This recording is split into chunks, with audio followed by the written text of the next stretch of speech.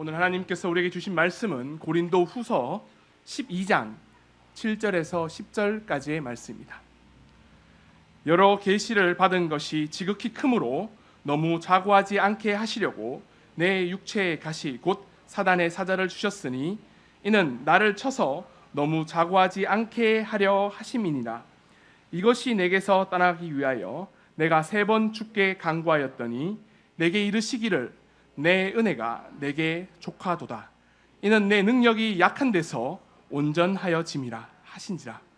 이러므로 도리어 크게 기뻐함으로 나의 여러 약한 것들에 대하여 자랑하리니 이는 그리스도의 능력으로 내게 머물게 하려 함이라. 그러므로 내가 그리스도를 위하여 약한 것들과 능력과 궁핍과 핍박과 곤란을 기뻐하노니 이는 내가 약한 그때에 곧 강함이니라. 아멘. 항상 우리 어머니 기도의 처음은 우리 담임 목사님께서 말씀을 전해주십니다. 너무나 사랑하는 우리 담임 목사님 나와주셔서 말씀 전해주실 때 큰 박수로 맞이해 주시기 바랍니다. 반갑습니다. 우리 서로 인사하겠습니다. 샬롬 샬롬.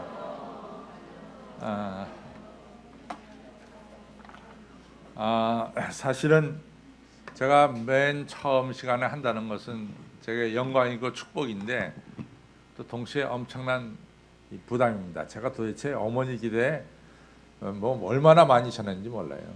근데 또 이제 시작이니까 이제 말씀을 전하게 됐습니다. 제가 오늘은 소위 우리가 알고 있는 사람들의 좀 성장 과정을 조금 생각해 보면서 우리가 좀 생각을 해보려고 합니다. 우리가 이제 존 F 케네디 하면은 미국의 명문 가정이죠. 그래서 미국에는 아시다시피 이제 이 1776년에 미국이 독립했기 때문에 미국은 뭐 1000년 혹은 뭐 500년 동안 계속된 무슨 귀족의 가문이 없어요. 전부 다 이민 온 사람들에 의해서 생겼기 때문에. 그래서 이제 요즘 이제 미국에서 이 명문 가정이다 그러면 이제 케네디 가정을 꼽고 또 대통령을 아버지 아들 이어서 한 부시 가정을 이제 명문 가정 중에 하나로 꼽습니다. 이제 케네디는 사실 케네디 할아버지가 아일랜드에서 보스턴으로 이민 왔어요. 그래가지고 넉넉지 못한 가정이었습니다. 그 할아버지는 뭘 만들었냐면은 케네디 할아버지는 술통을 만들었어요. 그러니까 옛날에 술통은 나무로 이렇게 만들었잖아요. 그 술통을 만들어가지고 그렇게 넉넉하게 살지 못했습니다. 근데 그 아들 때 와서 그 아들이 조지프 케네디인데 조지프 케네디는 술을 만들어서 팔았습니다. 그래가지고 젊은 나이에 엄청나게 돈을 벌었어요. 그러니까 이제 아버지가 가난했지만 이 아들은 돈을 많이 벌어서 나름대로 그 조지프 케네디는 보스턴 사회에서 자기가 이같이 상류층에 좀 들어가고 싶었어요. 그래서 결혼도 아주 그 당시 보스턴 시장의 딸하고 이렇게 결혼하게 됩니다. 그래서 자기 신분을 좀 상승시키려고 합니다. 근데 문제는 보스턴 사회에서 이 조지프 케네디 가문을 받아들이지 못하는 이유 중에 하나가 첫째는 그 가문이 오랫동안 부자가 아니었고 당대에 와서 부자가 됐고 두 번째는 이 사람네가 캐톨릭을 믿어요. 그래서 미국은 전통적으로 개신주의가 개신교가 강한데 캐톨릭은 좀 약합니다. 미국은. 근데 캐톨릭은 믿으니까 이 중심 사회에서 받아들이지 않죠. 이 종교라는 게 얼마나 중요하냐면요. 터키가 그렇게 EU에 유럽에 가입하기를 원합니다. 터키가. 사실은 터키란 나라를 보면은 한 5분의 4는 아시아에 있고 5분의 1만 유럽에 걸쳤어요. 근데 터키는 자기네가 아시아 국가라기보다는 유럽 국가가 되기를 굉장히 원해요. 또 독일만 하더라도 터키에 대해서 굉장히 우호적이거든요. 그런데 EU에서 번번이 터키가 이 가입되는 게 부결되는 이유 중에 하나가 터키가 기독교 국가가 아니라서 부결됩니다. 이슬람 국가라서. 종교라는 문제가 어떤 한계를 또 만들고 있어요.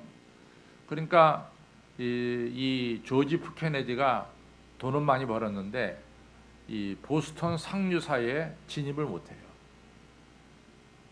그래가지고 이제 이 그 보스턴 시장의 딸하고 결혼해서 9남매를 두죠. 아들 넷, 딸 5을 둡니다. 조지 F 케네디는 나는 비록 이 상류사회에 들어가지 못하지만은 우리 자식들만큼은 상류사회에 들어가야 된다. 이것이 바로 이 조지 F 케네디의 하나의 이 꿈이었어요. 그래서 이 자식들을 갖다가 엄청나게 교육에 투자합니다. 그 뭐 조지 F의 자녀 교육 투자는 이루 말할 수가 없죠. 그래서 아이들을 명문 사립에 또 명문 대학에 다들 집어넣어요. 근데 이 존 F 케네디가 이 공부를 잘했잖아요. 근데 이제 조지 F 케네디는 이 남성이란 게 뭐냐? 이런 남성은 이 세계를 주무를 줄 아는 권세를 가진 자가 남성이다. 이것이 그 아버지의 어떤 교육 철학이에요. 그래서 이 권력지향적으로 자식을 키웁니다. 그래서 존 F 케네디가 아버지 사업을 이어서 뭐 사업가가 되지 않고 정치가로 나간 이유 중에 하나가 바로 그거예요. 남자는 세계를 다스려야 된다. 주물러야 된다. 근데 이 역사적으로 보면은 이 남성들에게 있어서 가지는 이 잘못된 생각 중에 하나가 이제 아시다시피 이 압살롬도 그랬지만은 이 여성을 갖다가 자기 마음대로 다스리는 자가 마치 세계를 지배한 자처럼 느껴졌어요. 그래서 예를 들면은 압살롬이 아버지를 쫓아내고 이제 아버지를 쫓아냈죠. 예루살렘에서 쫓아내고 한 일이 뭐냐면 내가 아버지의 권력을 다 차지했다. 이걸 갖다가 과시적으로 보여준 게 뭐냐면은 그 예루살렘이 이렇게 높잖아요. 800m 높잖아요. 그다음에 되게 왕의 집은 제일 높은 데 있습니다. 왕의 집 별장에다가 이 옥상에다가 이같이 아버지가 데리고 있었던 첩들을 백주에 다 건드립니다. 그래서 예루살렘에 있는 사람들로 하여금 드디어 압살롬이 최고의 권력을 가졌다. 그걸 과시한 거예요. 그런 문화를 우리가 이제 성경에서도 볼 수 있고 또 이 세상 속에서도 그런 걸 볼 수 있죠. 그래서 조지 F 케네디가 자식들이 보는 앞에서 아들 4명 보는 앞에서 그 당시에 최고의 영화계 배우가 수완슨이라는 여자인데 수완슨이라는 여자를 자기 집에 데려다 놓고 아들들이 보는 앞에서 성관계를 가졌어요. 그래갖고 이 아들들 머릿속에는 뭐가 교육이 됐냐면은 이 최고의 이 권력자가 되면은 어떤 사람들도 자기 마음대로 주무를 수 있다. 이렇게 생각을 한 거죠.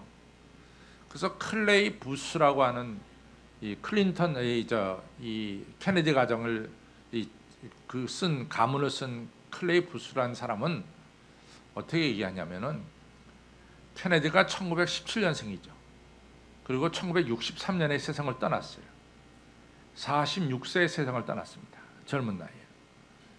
그리고 케네디가 4년을 대통령직을 수행하고 연임이 되자마자 총에 맞아 죽었어요. 그러니까 오래 살지 못했죠. 근데 클레이 부스는 이렇게 얘기를 합니다. 만약에 그러니까 존 F 케네디가 어느 정도였냐면은 이 제클린하고 결혼하자마자 이 제클린한테 결혼해서 얼마 안 돼 가지고 케네디가 한 말이 뭐냐면 나는 이 어떤 여자와 잤고 어떤 여자와 내가 사귀었다. 그러니까 자기의 여성 편력을 자기 아내한테 자랑하듯이 얘기를 했단 말이죠. 그러니까 케네디의 머릿속에는 아버지한테 배운 거 그대로 있어요. 이런 여자를 자기가 이같이 데리고 살고 이랬다는 것이 하나의 자기의 권력과 자기의 능력을 과시하는 하나의 방편이었습니다.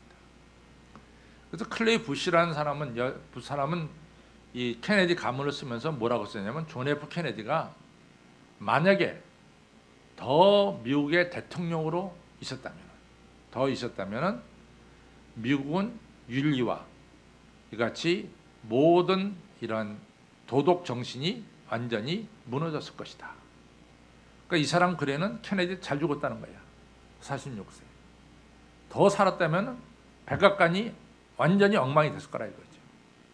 그러니까 굉장히 뭐라 그럴까 비판적으로 얘기를 했죠. 그러니까 제가 이 얘기를 하는 것은 미국의 명문 가정이라고 하는 존 F 케네디의 가정도 이런 여러 가지 문제점을 가지고 있었다라고 하는 사실을 우리가 기억해야 됩니다. 또 우리가 성경에서 나오는 모세를 보자 말이죠. 모세를 보면은 모세가 이 태어난 것은 애굽입니다. 근데 그때가 굉장히 사정이 안 좋을 때 모세가 태어났어요. 그래서 히브리 여인이 아기를 낳으면은 남자아이를 낳으면 죽이든지 아니면 물속에 던지든지 둘 중에 하나밖에 없었어요. 그러니까 모세 어머니 요게벳이 또 모세 아버지 아므람이 모세가 참 준수하게 잘생겼지만은 더 이상 데리고 있을 수가 없다고요. 그러니까 모세를 강물에 던졌잖아요. 그래가지고 모세가 바로 공주, 바로의 딸에게 입양이 됩니다. 그 자라나요. 모세가 아마 자라날 때는 하도 가난하기 때 100일밖에 안 된 아이가 입양이 됐으니까 이 부모가 누군지는 지금 자기가 키우고 있는 공주가 자기 부모인 것으로 알았을 거예요. 그런데 어느 정도 커다 보니까 자기를 발견하게 됐죠. 나는 사실 이 공주가 난 아들이 아니라 나는 입양된 아들이구나. 이걸 이제 알게 되죠. 그것은 커가면서 알게 됩니다. 여러분들 입양 아들의 이 공통적인 게 있습니다. 입양 아들의 공통적인 질문 중에 하나는 왜 내 부모는 나를 버렸을까? 이거는 입양하는 누구나 가지고 있는 질문이에요. 그래서 어떤 사람들은 자기 어머니를 직접 찾아가서 물어보기도 합니다. 근데 어떤 사람은 그것이 싫어가지고 끝내 그런 질문은 마음속에 가지고 있지만은 나서지 않는 수많은 입양아들이 있습니다. 그러니까 모세도 똑같은 과정을 겪었어요. 그러다가 어느 날 모세는 알게 되죠. 내가 이 히브리 사람의 자식이라는 걸 알게 됩니다. 그렇기 때문에 모세의 마음속에는 여러 가지 갈등이 있었을 거라고. 내가 과연 애굽 사람이냐 아니면 내가 바로 천대받고 있는 히브리 사람이냐. 뭐 이런 갈등을 모세가 가지고 살았어요. 그래서 이 모세는 이 40세가 됐을 때 자기 동족인 히브리 사람이 고통받는 것을 보고 이같이 도와주려고 나서다가 애국 군인을 죽이게 되죠. 그다음에 모세의 이제 법적으로 할아버지가 노하게 돼서 이 키운 놈이 이같이 히브리 키운 놈이 애굽 사람을 죽인다고 모세를 죽이려고 했죠. 그래서 모세는 결국은 미디안 광야로 도망가게 됩니다. 40년을 거쳐 지내게 됩니다. 이처럼 모세도 대단한 모세 아니에요? 창세기, 출애굽기, 레위기, 민수기, 신명기 5권을 거쳐서 우리는 모세 오경이라고 부릅니다. 구약 성경에서 모세를 빼놓고 얘기할 수 있어요. 구약 성경에는 모세를 빼놓고 얘기할 수가 없습니다. 또 신약에 와서도 여러분과 제가 신약을 이해하는데 모세를 빼놓고 이해할 수 있느냐 말이죠. 모세를 빼놓고 이해할 수가 없어요. 그러니까 신구약 성경 전체에 걸쳐서 지대한 영향을 끼친 것은 바로 누구냐? 모세입니다. 근데 이러한 위대한 모세라 할지라도 모세의 어린 시절에는 슬픔이 있었다는 거지. 우리가 성경이 그러한 면을 다 얘기하지 않아서 그렇지 실제로 모세는 입양 아닙니까? 그리고 그 과정 속에서 모세에게 말할 수 없는 갈등이 있었을 거라고요. 자기 동족 히브리 사람은 그 히브리 하면 세 가지로 얘기하잖아요. 정치적으로는 나라가 없고, 경제적으로는 가난하고, 사회적으로는 맨 밑바닥이고, 천대받는 족속이 히브리 족속이라고. 근데 자기가 그 출신이라고, 천대받는 족속의 아들이라고. 근데 현실은 또 애국 궁중에 이같이 공주의 아들로 있다고. 그 양쪽을 다 가지고 있는 거지. 그렇죠? 그러면서 그 안에서 모세에게 갈등이 없었겠냐 말이지. 모세에게 엄청난 갈등이 있었을 거예요. 그 성경이 자세하게 풀이하지 않아서 그렇지 성장 과정 속에서 모세에게는 엄청난 갈등이 있었을 것입니다. 이처럼 우리의 삶에는 아무리 화려하게 보이는 사람이라 할지라도 그 나름대로 문제가 있다는 거예요. 오늘 우리가 고린도후서 12장을 읽어서 사도 바울의 이야기를 봤듯이 사도 바울에게도 찌르는 가시가 있었다는 거지. 누구나 사람에게는 이런 문제점을 가지고 있다는 거예요. 문제점. 정말 과연 여기 앉아있는 우리 어머니 기도회 2학기 첫 시간에 나온 여러분들은 나는 문제점이 하나도 없다. 난 완전히 퍼펙트한 사람이다. 나는 퍼펙트한 우리 가정이다. 이렇게 자신 있게 얘기할 사람이 과연 있느냐 그 얘기예요. 과연 있어요? 있겠냐 말이지. 우리 가운데는. 그러니까 우리 인생에는 너나 나나 할 것 없이 다 문제점을 가지고 있다. 이걸 갖다가 우리는 기본적으로 인정하자 그 말이에요. 문제점을 가지고 있다. 이것이 바로 이 문제점을 우리가 치유할 수 있고 그리고 해결할 수 있는 첫 번째 단추라는 거죠. 문제점을. 여러분 그리스 신화에 나오는 나르시스라고 하는 그런 유명한 이야기가 있죠. 나르시스틱. 그래서 우리가 저 사람 나르시스틱, 나르키리틱 뭐 C자를 갖다가 키라고 K자 발음하는 사람도 있고 C자 발음하는 사람은 나르시스라고 그러죠. 나르시스는 너무나 자기 자신이 아름다운 거야. 정말 너무 멋있어. 16세 난 이 나르시스는 너무나 자기 자신이 아름답죠. 어느 날 스틱스라고 하는 강을 이같이 걸어가다가 강물에 비친 자기 얼굴이 너무 환상적으로 아름다운 거야. 그래서 그 물속에 뛰어들었잖아요. 그래갖고 된 것이 수선화가 그 꽃이 됐다 그랬잖아요. 그러니까 너무 자기 자신을 과장하게 되고 또 자기 자신에 도취하게 되면은 그렇게까지 성공적이지 못한 것 같아요. 그러나 자기 자신의 문제점을 알고 지내면은 자기의 약함을 알고 지내면은 그것이 사실은 이 자기의 문제점을 해결할 수 있는 그런 방편이 된다라는 거죠. 빌리그레엄 목사님 계세요. 빌리그레엄 목사님은 아마 20세기에 걸쳐서 21세기에 걸쳐서 최고의 목사님이라고 볼 수 있겠죠. 근데 이제 빌리그레엄 목사님이 18세 때 나이 18살 때 에밀리라고 하는 여성하고 너무 사랑을 했어요. 에밀리. 그리고 둘이서 연애를 좀 하다가 19세가 됐을 때 빌리그레엄이 에밀리에게 청혼했습니다. 나하고 결혼해달라. 근데 에밀리가 그 빌리그레엄을 굉장히 좋아하고 사랑하지만은 고민을 좀 했어요. 그러다가 드디어 에밀리가 빌리그레엄의 청혼을 받아들입니다. 그래서 둘이 약혼을 했어요. 근데 약혼한 지 2개월 뒤에 에밀리가 파원 편지를 보냈습니다. 나는 당신하고 결혼할 수가 없다. 그래서 그 약혼이 깨져버렸어요. 근데 이 약혼이 깨진 가장 중요한 이유가 뭐냐? 그건 빌리 그레임이 가난해서 그런 거예요. 에밀리는 좀 부잣집 며느리가 되길 원했어요.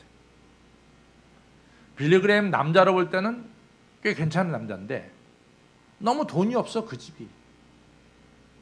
근데 에밀리는 좀 돈 많은 집의 아들하고 결혼하고 싶었어요. 근데 그것이 이 파혼당한 빌리 그레임은 엄청난 충격으로 왔습니다. 그래서 빌리 그레임이 자기 친구 필립이라고 하는 친구한테 편지를 뭐라고 썼냐면은 하늘의 별이 다 땅에 떨어진 것 같고 나는 이 세상에 살아갈 가치가 없다고 느껴진다. 이런 편지를 썼어요. 그러니까 굉장히 뭐랄까 충격이 컸다는 거지. 이 빌리 그레임이. 그런데 그러고 나서 한 1년 뒤에 빌리 그레임을 사람들이 볼 때 빌리 그레임이 사람이 변했어요. 굉장히 신중한 사람으로 변했어요. 그리고 빌리 그레임이 자기 그 약혼한 여자가 에밀리가 자기 곁을 떠난 것에 대해서 긍정적으로 받아들이기 시작했어요. 나는 에밀리가 정말 부잣집 아들하고 결혼하기를 원한다. 나 그것을 위해서 나는 기도하고 있다. 나는 에밀리가 원하는 만큼 돈이 없는 사람이기 때문에 에밀리가 원하는 그런 부잣집 청년이 에밀리의 남편이 됐으면 좋겠다. 그걸 갖다가 긍정적으로 받아들였어요. 그러니까 뭐 반대로 얘기할 수도 있어요. 돈 보고 가는 여자는 돈 때문에 망했으면 좋겠다. 뭐 이렇게 저주스러운 얘기를 할 수도 있었던 거지. 얼마든지 할 수 있는 거예요. 그렇잖아요. 자기하고 뭐 약혼까지 하고 결혼 다 하겠다고 약속을 했는데 자기가 돈이 없다고 자기를 버리고 가는 이런 여자한테 얼마든지 이 빌리 그레임은 좀 저주스러운 얘기 할 수 있을 거예요. 그래, 돈 많은 남자 가지고 얼마나 잘 사나 보자. 뭐 이렇게 약간 이런 식으로 얘기할 수도 있는데 빌리 그레임은 그 한 1년 동안 그가 깊은 상처를 가지고 지내는 동안 그 꽤나 성숙을 했어요. 그래서 에밀리가 정말 부자 청년한테 갔으면 좋겠다. 이렇게 얘기를 하고 그 다음부터 빌리 그레임에게 바뀌어진 점은 뭐냐? 그는 자기의 약점을 늘 알고 살았다는 거지. 그래서 빌리 그레임의 전도 집회가 그처럼 성공할 수 있었던 비결 중에 하나가 빌리 그레임은 항상 그 자기와 함께 일하는 스태프들하고 모여서 기도하기를 여기까지 인도하신 하나님께 감사하고 우리가 이 전도 집회를 앞으로 뭐 프레소노나 뭐 이런 데서 하려고 그러면은 너무 부족한 게 많다. 우린 지혜도 부족하고 돈도 없고 능력도 없다. 우리가 의지해야 될 분은 하나님만밖에 없다. 그러면서 이제 스태프들하고 내내 항상 전도 집회하기 전에 기도했다는 거예요. 그것이 바로 이 빌리 그레임의 이러한 이 약점이 극복되고 그리고 오늘날의 빌리 그레임이 되는 중요한 원동력이 됐다라고 하는 사실입니다. 오늘 우리가 이 자녀를 키울 때 자녀를 갖다가 나르시스틱하게 키워서는 안 된다 이거지. 나르시스틱하게 키워서는 안 된다. 네가 세상에서 제일 예뻐. 너는 세상에서 제일 지혜로운 자야. 너는 흠도 없고 너는 퍼펙트한 내 아들이고 내 딸이다. 이렇게 키우면 어떻게 되느냐? 수선화가 돼버려.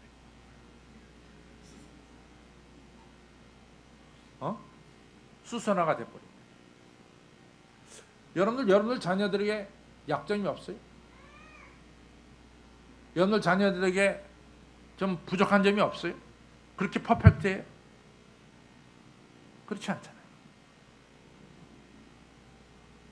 그걸 여러분들이 미화시켜서는 안 된다.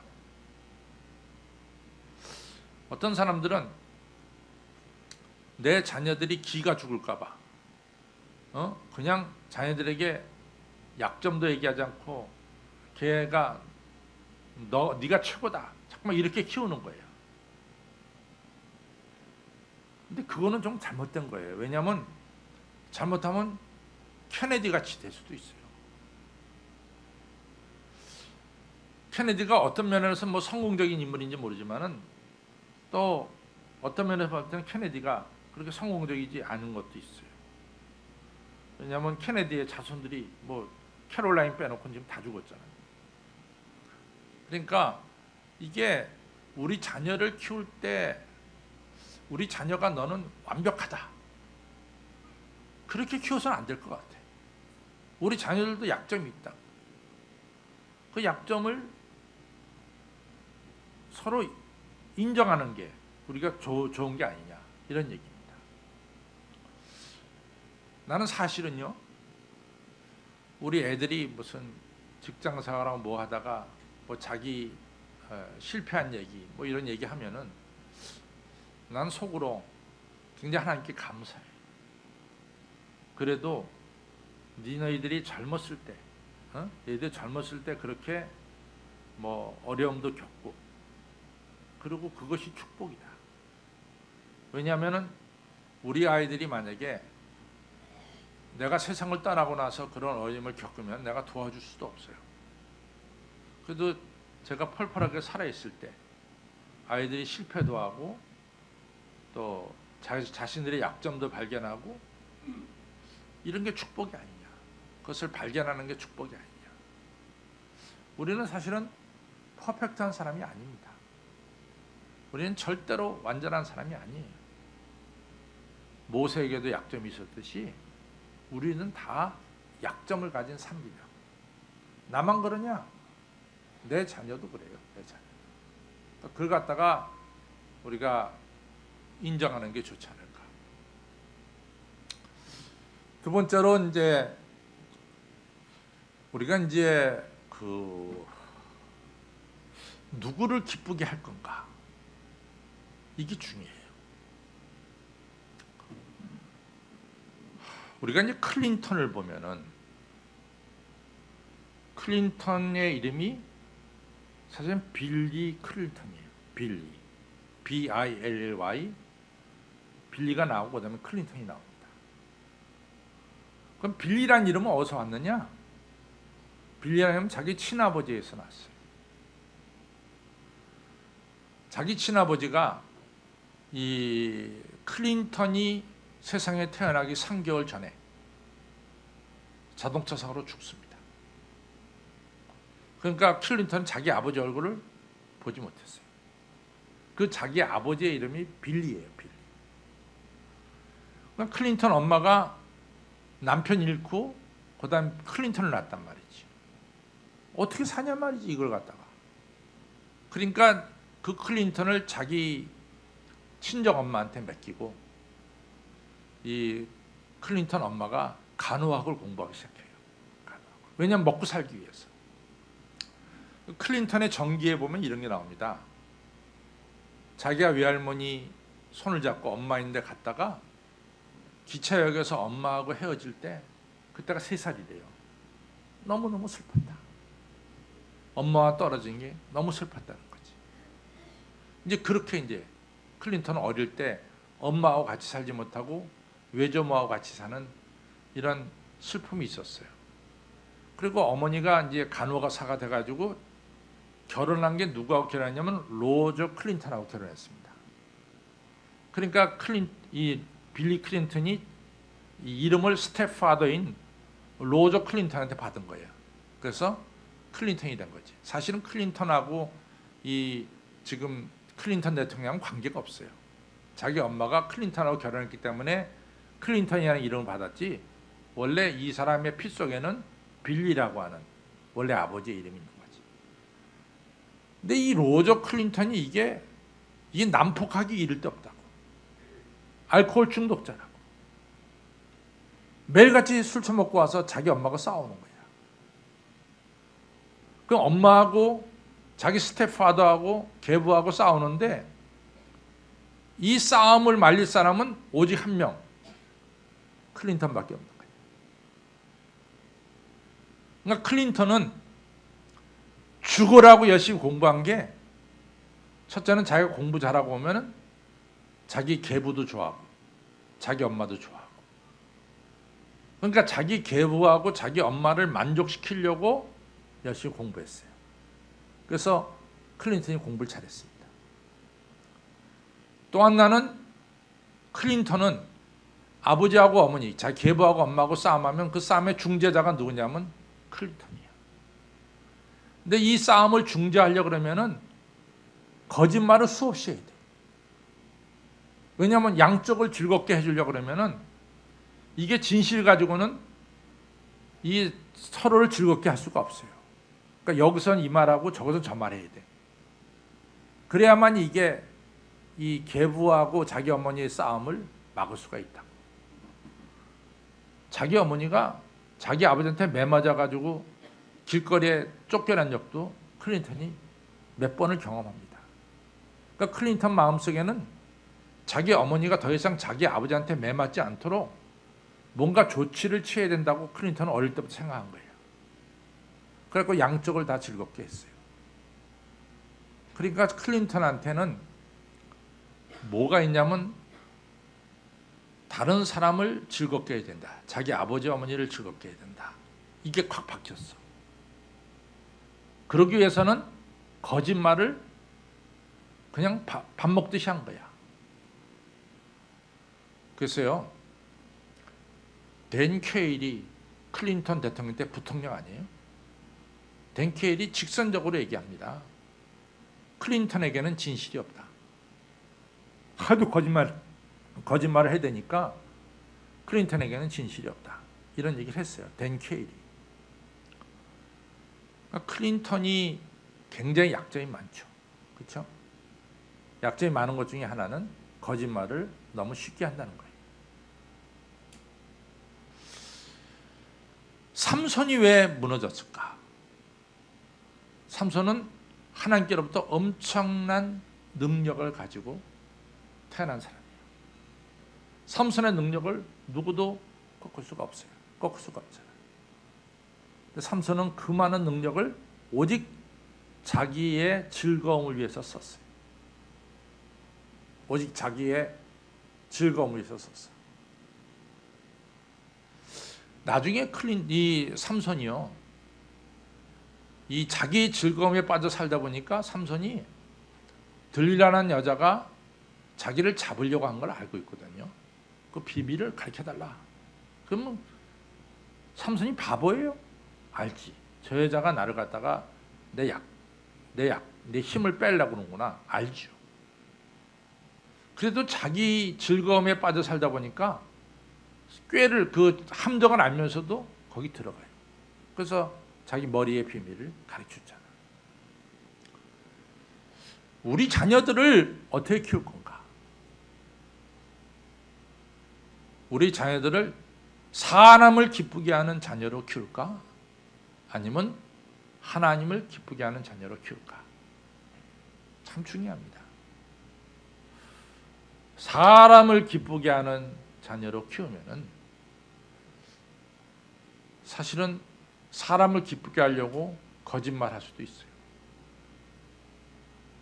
그러나 하나님을 기쁘게 하는 자는 거짓말 안 하지. 하나님은 거짓말을 싫어하니까 진실한 자가 될 수가 있는 거죠. 자기 자신만의 즐거움을 위해서 살게 한다? 삼손처럼 될 수 있어. 그 많은 능력과 권력을 가지고 아무것도 못하는 거야. 그래서 저는 결혼식 주례할 때마다, 교구시킬 때마다 이 젊은 부부에게 좀 하나님을 위해서 좀 살아라. 나를 위해 살지 말라. 이런 얘기를 하게 됩니다. 여러분, 사람은요, 다 약점이 있습니다. 약점이 없는 사람이 없어요. 다 있어요. 이 약점을 가지고 살아가요. 여러분과 저는. 그 첫째는 약점을 인정하자. 두 번째는 우리가 하나님을 좀 기쁘게 하는 목적을 가지자. 그리고 나를 갖다가 왜 사도 바울은 약할 때 강한 자가 됐느냐? 그 이유는 약할 때 강한 자가 된 것은 하나님께 맡긴 거예요. 하나님께 맡긴 거예요. 사도 바울은 자기 모습 그대로를 하나님께 맡겼어요. 그것이 바로 사도 바울이 훌륭하게 될 수 있는 비결입니다.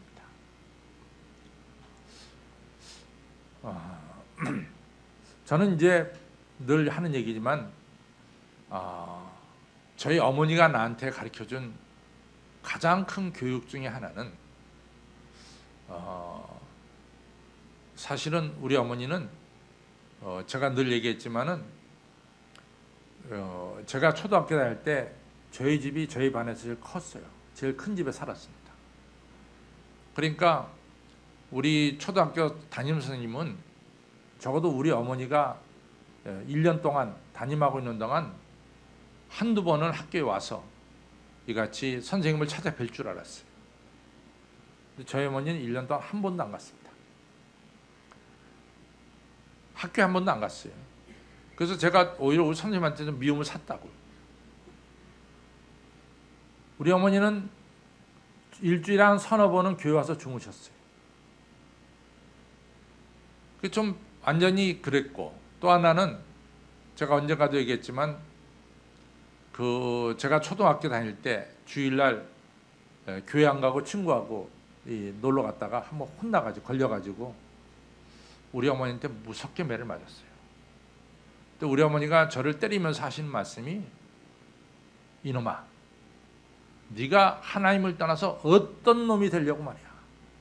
네가 주일날을 빼먹고 같이 교회 가서 예배 안 드리고 그러냐. 이놈아, 하나님한테 네가 있어야지 하나님이 너를 인도하시지. 하나님을 떠나서는 너는 나쁜 놈밖에 될 수 없어. 이러면서 무섭게 때린 기억이 납니다. 우리 어머니는 한 가지 철저하게 교육을 시켰는데, 그거는 하나님을 떠나서는 살 수 없다. 하나님께서 너를 축복하셔야 네가 축복받는 자가 된다. 이것은 아마 제 뼛속에 확실하게 어머니가 심어주신 것 같아요. 지금도 그렇습니다. 지금도 저는 하나님 앞에 하나님 맡깁니다. 이 얘기는 뭐냐? 나의 통제권을, 나를 통제하는 통제권을 나는 하나님께 드렸어요. 나의 통제권. 그건 뭐냐? 나를 통제하시는 분은 하나님이시다. 이걸 갖다가 정확하게 드렸습니다. 여러분들, 사울 왕이 실패한 게 뭐냐면은 사울과 솔로몬이 똑같아요. 사울 왕도 시작할 때는 겸손했는데 왕이 되고 나서부터 하나님의 통제권에서 벗어났어요. 그래서 이제 자기 마음대로 했습니다. 예를 들자면은 사무엘상 13장에 이제 하나님 앞에 예배드리는 것도 자기 마음대로 예배드렸고, 사무엘상 15장에서도 하나님 말씀에 불순종하고 자기 마음대로 아말렉 왕 아각을 살려두고 양과 소를 갖다가 몰래 숨겨뒀어요. 사울 왕이 커가면서 하나님에게 자기 자신을 통제하도록 맡기지 않고 자기 마음대로 했어요. 솔로몬도 마찬가지입니다. 솔로몬 후반기는 자기를 다스리는 통제권을 자기가 가졌지 하나님에게 두지 않았어요. 결국은 둘 다 실패입니다. 사울 왕도 실패고 솔로몬 왕도 실패자로 끝난 거예요.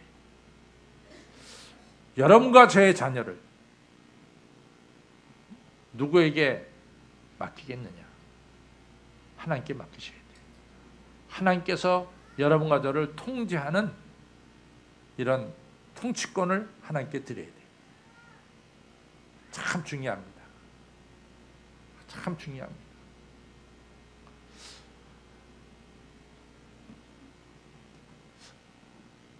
얼마 전에 우리 큰딸애가 뭐 때문에 교회를 빠졌다. 내가 불같이 야단쳤어요.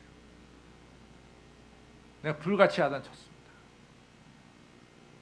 니네 하나님을 떠나서는 절대로 아무것도 될 수 없다. 얘들 어떠한 일이 있어도 주일은 교회 가서 예배 드려야 되고 하나님을 의지하고 살아야 된다. 다시 한번 주일에 교회를 빠지고 만약에 뭐 피치 못할 사정 때문에 교회를 빠지고 뭐 어디 갔다? 그때는 나는 네가 말하는 피치 못할 사정은 나는 인정도 안 한다. 그 말 하나. 아버지가 너한테 너희들에게 줄 수 있는 교육은 너희들 하나님 떠나서는 아무것도 안 된다. 아주 제가 우리 큰딸하고 사위한테 귀에 못이 박히도록 얘기를 했습니다. 저는 확신을 하고 있어요. 하나님께서 나를 내가 뭐 여러 사람들이 보기에 내가 뭐 이렇게 잘 됐어요 여러 면에서 제가 못된 게 없어요. 하나님의 은혜입니다. 하나님의 은혜입니다. 정말 하나님의 은혜입니다. 하나님의 은혜로 되는 거지.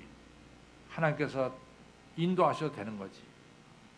여러분들의 자녀도 하나님께 맡겨보시라고. 하나님께서 여러분들의 자녀를 가장 존귀하게, 가장 이 땅에 필요한 인물로 하나님께서 들어 쓰실 거예요. 다 약점은 있어요. 우리 아이가 절대로 퍼펙트하지 않습니다. 착각하지 마세요. 다 약점이 있어요. 약점을 인정하라고. 그 다음에 두 번째로는 하나님을 기쁘시게 해야 돼요. 사람을 기쁘게 한다. 잘 보세요. 사람 기쁘게 하는 사람은 거짓말쟁이에요. 하나님을 기쁘시게 하는 자가 진실한 자입니다. 그리고 하나님께서 우리 자녀를 다스릴 수 있도록 여러분들의 자녀를 하나님께 맡기시기를 바랍니다. 그래서 다 여러분들의 자녀가 존귀한 자녀들이 되기를 어머니 기도의 첫날 여러분들에게 드립니다. 기도 닦아하겠습니다. 아버지 하나님 감사합니다. 오늘 어머니 기도의 첫날 말씀을 전하게 돼서 감사합니다. 하나님 아버지, 세상 사람들이 대단한 가문이라고 생각하는 존 F 케네디 가문도 여러 가지 약점이 있음을 우리가 알게 되었고, 성경에서 대단한 인물로 나오는 모세도 약점이 있음을 우리가 알게 됐습니다. 마찬가지로 우리의 가정도, 나도 내 자녀도 완전하지 못하고 사도 바울이 찌르는 것이 약점을 가지고 살듯이 우리에게도 눈에 보이지 않는, 다른 사람이 아는, 다른 사람이 알지 못하는, 그러나 하나님께서는 확실하게 아시는 우리의 약점이 있습니다. 오늘도 내 모습 이대로 이 약점을 인정하고 하나님 앞에 내어 맡깁니다. 하나님이여 나를 다스려 주시옵소서. 저희가 일생을 살아갈 때 나를 창조하신 창조주 하나님을 기쁘게 해드리는 우리의 삶이 되도록 도와주시고, 우리의 자녀들도 하나님이 다스려 주셔서 이 땅과 세계에 하나님의 뜻을 이루는, 하나님께 영광 돌리는 자녀로 키워 주시옵소서. 감사하며 예수님 이름으로 간절히 기도를 쌓옵나이다. 아멘.